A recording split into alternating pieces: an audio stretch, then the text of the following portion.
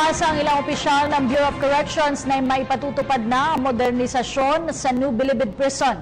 Bukod kasi sa matagal nang naturang piitan ay unti-unti na ring tumataas ang bilang ng mga nakakulong doon. Narito ang unang bahagi ng espesyal na ulat ni Julius de Samburon. Pag ikaw ay nakagawa ng krimen, ang diretsyo mo sa bilibid. Ito ang madalas kataga ng bawat isa sa atin maging sa pelikula. Bukod sa mga kulungan na nakikita natin sa bawat presinto ng pulis ay mayroon pa palang itinuturing na pambansang piitan. Ito ang New Bilibid Prisons na nasa Muntinlupa City. Pero bago pa man sila tawaging New Bilibid Prisons, tila madami natin itong dinaan ang kasaysayan. Started doon sa Oroqueta, Manila. Way back in 1896, yung Spanish regime. Nandun yung Old Bilibid Prison namin. So by November, 110 years old na itong prisons na to. Ayon sa datos, higit 30 na ang dumaan bilang pinuno ng Bureau of Corrections. Kabilang na sina Lieutenant George Wolf noong 1909, dating PIDEA Director General Dionisio Santiago, Rafael Ragos, at ngayon si Ricardo Rainier Cruz III. Patunay na sobrang tagal na ng kawanihan, unting-unti nang tumataas ang bilang ng mga bilanggo.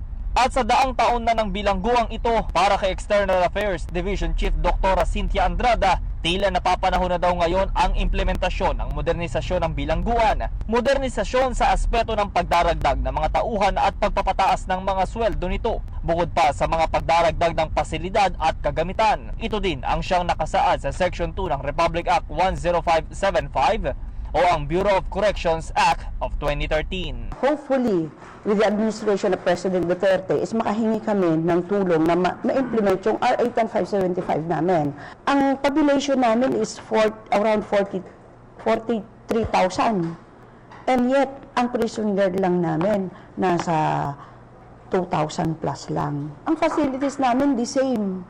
Wala naman nadagdag. Sa kabila ng hinihintay ng modernisasyon, nagagawa pa din ng mga tauhan at security personnel ng Bucor at NBP na paigtingin ang seguridad sa loob ng bilangguan. Samantala, sa eksklusibong panayam din ng PTV News, ipinaliwanag ni Bucor spokesperson Father Roberto Olaguer ang kaibahan ng maximum, medium at minimum security compound. Ay kapag ang sentensya mo ay 20 years pataas, ikaw ay sa maximum.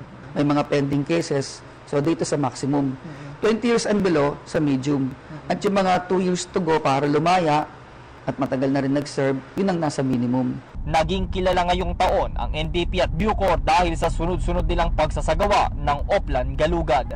Sa ikalawang bahagi ng ating special report, aalamin natin ang rehabilitation programs maging ang paglilinaw sa ilang isyong kinahaharap ng bilangguan. Mula sa Muntinlupa City, para sa PTV News, Julius de Samburon. Hi! Ako si Ria Fernandez. Mag-subscribe na sa PTV YouTube channel. I-click lang ang subscribe button.